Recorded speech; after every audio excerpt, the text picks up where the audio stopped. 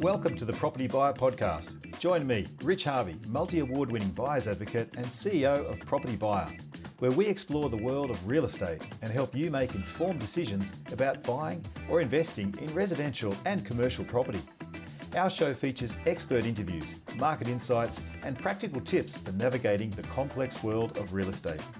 Whether you're a first-time buyer, a seasoned investor, or simply curious about the property market, our podcast is for you. Join us as we share our knowledge and experience and help you achieve your property goals. Welcome to another edition of the Property Buyer Podcast. I'm Rich Harvey, CEO and founder of Property Buyer. Now today we're going to be talking about the eastern suburbs and getting some great insights into the eastern suburbs market. Now the eastern suburbs of Sydney contain some of the most expensive real estate found in Australia. Think of suburbs like Point Piper, Vaucluse, Double Bay. It provides an enviable lifestyle, proximity to world-class beaches like Bondi, Vaucluse and Double Bay. And it provides an enviable lifestyle, access to world-class beaches and more, and yet it's within easy distance of the city and the airport. It holds great appeal for aspirational buyers and those wanting high-quality schools for their children and those seeking a sense of community living amongst ultra-high-quality property. And yet it contains some also really affordable pockets and suburbs that are not as well known, such as Matraville, Double Bay or Eastlakes. So what has been happening at the top end of the property market? And what's the outlook for the remainder of 2023? So to help understand what's happening at the ground level in the East, and particularly the prestige market, I have a special guest today, Ben Collier from the agency, to share his insights. Now, Ben has been operating as an agent for over 25 years and holds several sales records for many suburbs. So welcome, Ben. Great to have you on board today. Good morning, Rich. Fantastic. So Ben, we have a tradition with our podcast. We normally start with a thought of the week. And this week it is from an oldie but a goldie, Napoleon Hill, who said, "Whatever the mind of man can conceive and believe, it can achieve." Do you have a particular mindset like that, Ben? What's your sort of thought on that quote of the week? Yeah, look, I try and surround myself with, and certainly on in the early days when I was a very impressionable young 18-year-old, I tried to surround myself with people who I felt were at the peak of their powers or the top of their game, because then I was exposed to what could be achieved, and also I was exposing myself to best practice. And so I always found that when you think you're killing it, there's someone that's doing 2, 3, 4, 5, 6 times more than what you are. So you don't ever want to put a ceiling on what can be achieved. Brilliant, love it. I love the fact you talk about surrounding yourselves with like-minded people and those, because I think it's great to have mentors. And I think if you surround yourself with limited people or with limited mindsets, it can really hold you back versus those that are really going for it. Oh, completely, but it may not necessarily just be in your spoken industry. That's right. It could be in other industries that inspire you or motivate you in a different way. Exactly, yeah. Great thoughts, thank you, Ben. So Ben, just to sort of recap a little bit about your background, if I may, like how long have you been in the real estate game? How long have you been acting as an agent? I need to update my profile where you said 25 years. I think it's closer to 32 now. Okay, so 32, there you go. Look, I was very fortunate that I came straight out of school and managed to convince the likes of James Dack and John McGrath to take me on straight out of school as an 18-year-old. Brilliant, fantastic. And what was the appeal of real estate? What made you want to jump into that straight after school? Look, to be frank with you, I was one of those kids that had no idea what they wanted to do once they finished their HSC. And for me, it was, my options were limited. It was digging holes or as it turned out to be real estate. Yeah. And I really enjoyed it. Yeah. I did get a slight exposure to commercial and industrial and commercial leasing, and that just didn't appeal to me. But residential did, and so I was very focused to try and get into the industry, but not just into the industry, but with those who I felt were pioneering at the time, which was McGrath's. Brilliant, fantastic. Well, you've had a great grounding in that area. So let's jump into the eastern suburbs in your patch. What's happening particularly at the top end, of the prestige end of the market in the east? Is it slowing down? Is it sort of bundling along? Is it firing? Where would you say it's at the moment? No, it's pretty solid at the top end, and I'm speaking generally. For example, if you look at waterfronts, over the last 10 years, year on year, we've seen less and less waterfront properties coming onto the market. Now, demand has not gone away. If anything, demand's increased. Yeah. And what we've seen is, as the prices have increased due to lack of supply, some people are deciding, well, I may as well stay here. Now, you'll only see one pop up nowadays if it's a deceased estate or, unfortunately, it's a marital separation. Even people who would normally look to scale down out of these homes are deciding that they may future-proof the home by putting in a lift or elevator. Yes. And staying there. So yeah, as I said, we're seeing less and less of them, and that's had a material impact on other properties. It's created a sort of a ripple effect, and that has, where people who may have aspired to buy a waterfront can no longer find one, or find one that's perhaps even in their price range to the size of house that they would need for their family, and so that's steered those buyers back towards the likes of, say, Bellevue Hill. And so the Bellevue Hill market's a very deep market in terms of demand as well. So what's entry price now for a waterfront in the east? Where would you say a buyer thinks they've got a healthy budget, where do they need to start if they want any kind of waterfront? Look, I'm not saying you can't get one for around $20 million or something like that, but I haven't seen one for a while. But I would say comfortably your baseline's 30. Yep. Yeah. Your baseline's 30.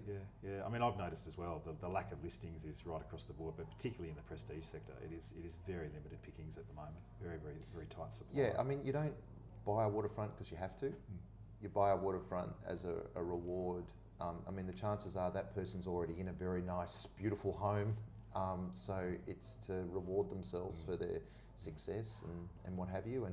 And there's the likelihood of them owning their existing home outright is pretty high. Exactly. So the jump's not as significant for some. And tell me about how the eastern suburbs market has evolved over the last, say, 2 decades. I mean, we've seen obviously massive price growth in a very tightly held market, but tell me about how it's evolved, do you think, in the last couple of decades? It's an interesting thing that I've had, because I've had 3 decades to observe it, I guess. I would say around the early 2000s, we saw a lot of people working in the banking sector who had been doing very, very well in the late 90s, early 2000s, all of a sudden popping up and buying these homes. And not long after that, we also then saw the emergence of the Chinese market. And those 2 factors is really what fueled that top end to something that I hadn't seen for the decade prior. Yes. Right, and it was sort of the banking sector with the Chinese market coming in over the top. Probably, I would say, in that sort of from 2008, 2010, in that zone, we started to see it really picking up from the Chinese. And are the Chinese still prevalent as a buyer today? And I mean, obviously... Local Chinese, most definitely. Yeah, but with all the foreign taxes and everything... Offshore Chinese, it's much harder for them. Yeah. It's much more harder for them to move money around and the optics around it is not as favourable to them, but certainly the local Chinese market is still very solid. Yes. And if you have a certain style of home, that's, let's call it harbourside, which is new and contemporary, then you're bound to, I would say, half of your inspections, half of those inspecting the property will be Chinese. Yes, yep, great, fantastic. And to what extent is that top end of the prestige market impacted by consumer sentiment and interest rates? Less interest rates. Sentiment is still a factor. But I would say the thing that does drive that market is what's happening in the equities market. Right now, the equity market is pretty solid. If we see a significant correctional tapering there, then if people aren't feeling as wealthy today as they were yesterday, then that may cause some reason for pause. Yes. Yeah. Okay. And I sort of tend to find that interest rates have very marginal impact on those kind of buyers, because they're not mortgage. If they've got a $20, $30 million property, they're not going to get a $15 mortgage. Yeah. Well, if we look at the prestige market pre-GFC, our interest rates were much higher then. Correct. And then when the GFC occurred in September of 2008, we saw the Reserve slashing rates aggressively, but that fueled the sub-3 market, but little was happening above 5. Yes, yeah. Right? So yeah, it is a different marketplace. Yeah. So you're fair to say the prestige market really, it runs its own race, right? You know, it's as you say, partly driven by share market activity, by large business deals, mergers and acquisitions, and that sort of thing. But it really runs its own race. Yeah. I agree. Okay. Another sort of cohort of the market I'd like to talk about is expats. Obviously during COVID, we saw a lot of expats come home, and I can't remember the number, it was like 300,000 or something may have arrived back in the shores, and some have gone back, but a lot have stayed. Are you still seeing expats returning, and do you think that trend's going to continue? Oh, look, there's always an expat coming home, irrespective of COVID. Do you know what I mean? But I think COVID was one of those generational events that was a global event that accelerated a lot of people's thinking around what do we want to do, what does our future look like. We had intended staying here 5 years, maybe we bring it forward, all that type of thing. Yeah. But people's jobs change, and their responsibilities change around children and schooling, and there's always people looking to come back. So it's always a factor, but not quite to the degree that we experienced due to COVID. Yeah, right. Okay. Yeah. Interesting. Tell me more about the other types of buyers that are coming into the east. Do you find it's majority of people, the buyers are more within the east, upgrading or moving and downsizing, or do you see a trend of buyers coming from out of area wanting to come into the east? Tell me the types of buyers you're seeing at your opens these days. Oh, well, okay, there are a number of different markets. If we look at, for example, the downsizer market, the wealthier downsizer market. So typically, the wealthier downsizer market in the lower and upper North Shore, now that the kids are leaving home, they no longer need the large freestanding family home with a pool or possibly even a tennis court if it's upper North Shore, and so therefore decide to buy something in Paddington or Woollahra or in the east, somewhere like that. So that's always been there. Leaving the leafy burbs to come to the more trendy east. Yeah. Indeed. Then you've got the families choosing to move. Normally that's as a result of their chosen schools for their children. So if they're attending a private school in the eastern suburbs, then generally they want to be closer in. Although a lot of those schools nowadays are providing bus services specifically to those people, it's still a factor. Yep. Okay. And what other types of buyers are you seeing? Are there sort of any younger buyers trying to come into the market as well? There's sort of first and second home type buyers as well? Yeah, look, but again, they tend to be already here. They're not from out of area as such. They're all, but most likely already renting in the area. And then making the jump up from their rental into their own home. And what about, I know in our business we've seen people buying obviously multiple homes to live in. So they might have an eastern suburbs pad, and they might have something at Palm Beach or in the Southern Highlands. Are you seeing that sort of trend as well, where people are actually, they've got enough wealth where they go, you know what, I'm going to spend 3 days here and 4 days, back in the east? Are you seeing that at all? Oh, without mentioning names, look, I know a number of wealthy families who might live in Vaucluse but own a very, very nice home also in Bronte, or they live in Point Piper and also own an apartment in Bondi Beach, and they go between the two. Yeah. Great, even within the east, yeah. I know people in Mossman that have got properties in Manly that they use as their holiday homes, because they find, for them, Palm Beach that little bit too far when it comes to kids' sport and all those sorts of things, whereas Manly is still quite accessible to do what they need to do, whether it be work or kids' sport. Yeah, perfect. Ben, I'd like to ask a little bit about some of the most memorable sales that you've done. And sort of, you can think back, however you like, but tell me some of the most memorable property sales you've done, perhaps some records you've achieved, and I'd love to hear a little bit about those. Look, it's, for me, I mean, don't get me wrong, selling a very expensive home is obviously very rewarding, but for me, some of the sales that I'm most proud of were the really hard or challenging ones, or where we managed to come up with a strategy and narrative which was not the norm, and it was successful. They're the things that I'm more proud of, as opposed to something that sold for 30 million or something like that. I mean, it's like asking me which is my favourite children. Exactly, Rich, you can't pick a favourite. But no, it's the challenging ones where...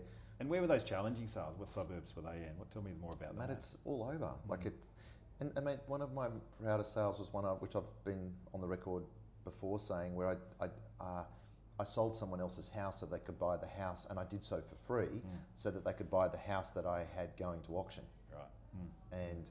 And I sold that so that would happen for my vendor. So I think that it's those types of things that excite me, I guess. Yeah, fantastic. Okay, yeah. And are you seeing sales volumes, like over the last, say, 3 or 4 years, have sales volumes been stable, trending down, trending up? What's you seeing in terms of turnover in the eastern suburbs market at the moment?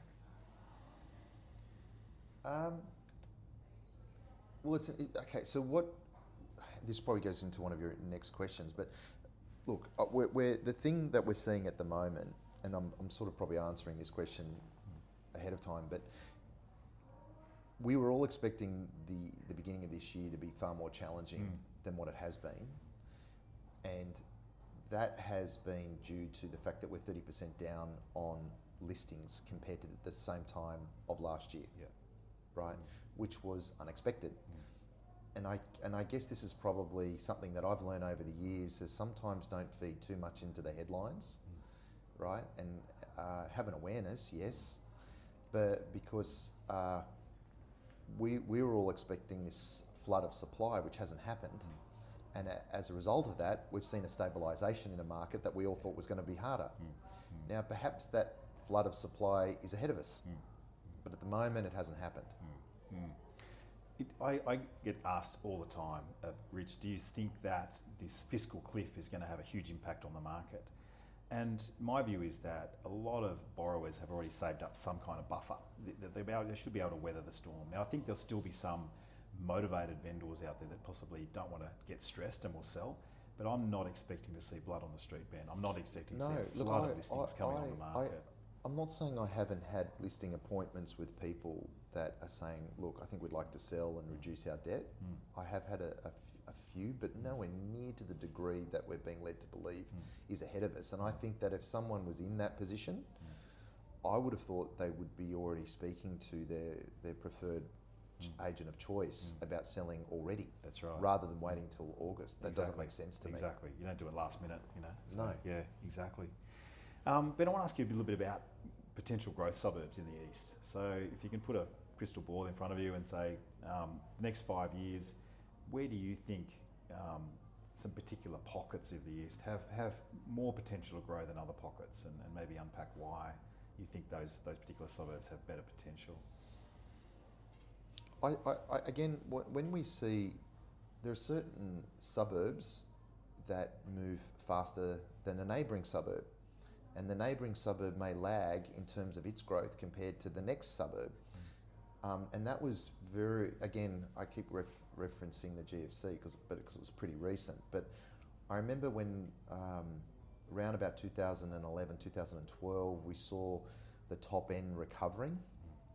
And if you look at Paddington Wallara, it was started to recover, but Centennial Park sat there lagging, it hadn't moved.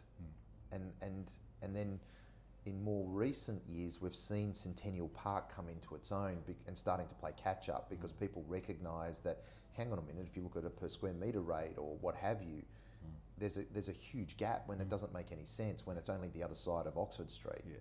So I think if you can look at that, whether that be North Randwick into Kensington or Kingsford, I think that for some buyers they may start to feel they're getting priced out of those areas, and so inevitably they may choose to look at the next suburb being that next suburb south, where they offer value. Okay. What's your prospects for Queen's Park, talking of being near Centennial Park? What do you think of Queen's Park as a growth area? Yeah, I think that's been on the rise for some time. I mean, I think you get buyers that are specific to North Randwick focus on Queen's Park. You've got buyers that aspirationally scaling up out of Bondi Junction into Queen's Park. The migration from people living in Paddington, Wallara who can't quite afford the size of house with a garden in that area inevitably find their way looking into that market. So I think that's been a very popular suburb for quite some time. I mean, it offers a lot. I mean, it's accessible to schools, the park's magnificent, transport's great. So that's been on people's radar for some time because we've seen a number of sales above 8 million in Queen's Park over the last 12 months. And just moving away from the sort of more expensive parts of the east to the southern parts, so sort of Malabar, Matraville, Little Bay. What do you think of the prospects for that part of the eastern suburbs? Oh, well, man, there's been some records broken there of late, which have been very impressive. Even if you were to compare those sales to property sales in Bronte and Tama, obviously on the foreshore there. But look, I think with people's equity in their homes have risen quite dramatically in those areas. But that's top end. Like I think that rates will certainly have an impact under 4. Yep. Now we've been seeing some buyers that say they've got a maybe $3.5 million budget, and obviously they can't afford Vaucluse or Double Bay, and they're going, you know what, we actually see value moving sort of south of Maroubra, and we're getting some buyers into those Daceyville, Matraville, etc., those areas there, and they're doing really well. So. Ben, I want to ask you the key features that buyers look for in the prestige market. Help me get inside the head of a prestige buyer. What do these prestige buyers, when they come with their, large budgets, what are the features they love, and what will they not compromise on? Look, as you go through certain price thresholds, there is a level of expectation that a house must have certain things, whether that be views or. If it's a multi-level house, then it must have a lift. If it's 3 or more stories, then they start saying, well, where's the lift? Yeah. You've got temperature-controlled wine cellars, you've got media rooms. If it's on the foreshore, does it have a jetty or boat access? Those types of things, as you go up, they expect certain things. Okay. And how much are these buyers willing to buy something that needs renovation, or do the buyers just want it all done for them so there's just no hassle, they can move in and enjoy? This is a very good question. I think we may start to see a gap between those properties that need substantial work and those that don't. I think people, generally speaking, are happy to do makeovers or change kitchens and bathrooms and surface things. But when you start talking major rebuilds and construction and structural changes and council, I think. Based on current construction costs, it's so difficult, isn't it? I mean, the construction costs are going so high. There was a very large house. These are good clients of mine that have just finished a very, very, very large home in Bellevue Hill, and their property is their industry, and they said I'd probably think twice about doing it again because it was a 7-year process. Wow. So you're designing a house today. Right, if you think about it, for your family, 7 years and later, the kids are through high school already. They've changed. You know what I mean? They're like, so your needs have changed and evolved over that time, and that's a huge distraction in one's life and one's marriage and one's family and all of those things. It's a very disruptive process. So I think for some, they may say, look, I may be paying a full price, but I get to move in. Yeah, exactly. Yeah, I agree. I think you'll start to see buyers willing to pay a premium for the property that's all done and there's no hassle. Well, I already see that now with the wealthier downsizer market in Wallara Paddington. Yes. They really don't want the hassle and endure the hard labour of creating their dream home. If they can see that it's obtainable now, then they'll pay a full price. And particularly going through council process, if you've got to extend walls or go up another level, and dealing with it's a long process. Any of the councils is a nightmare. And these builds now, when someone's doing like it could be $20 million in construction costs. It's a big consideration. Absolutely, a huge thing. Yeah.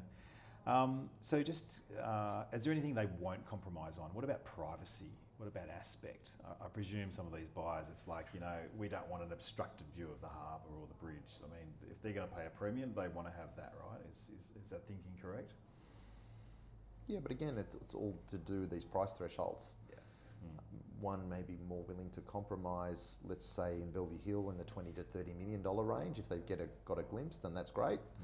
Once you start hitting above 30, then they're less willing to make that compromise. Yep. And they can afford to be fussy. Yeah, exactly. Yeah, all price related. So tell me, do you invest in property yourself? And have you done well? And what's been your best investment in property so far? Oh, look, this probably goes against what it is that I'm here for, and which is selling homes. But I regret selling my last home. I should have kept it. Yeah. Yeah. There's always one of those, isn't there? Yeah. Yeah, I think, and the conversation I have with a lot of people where they say that very thing. You do what you think is right at the time, so that you sell it, so you're not as much in debt with the next place. But then, with the fullness of time, you look back and thought, I could have kept it. Exactly. Yeah. So look at the amount of equity you would have made versus what it would have cost you to hold it. You know, so yeah. You could have made millions of dollars of equity versus so they're more the regrets, I suppose. Yeah, I understand. Okay. Yeah, cool. So again, just thinking about the rest of the year for the eastern suburbs, how do you see the market playing out? Do you think we're going to have?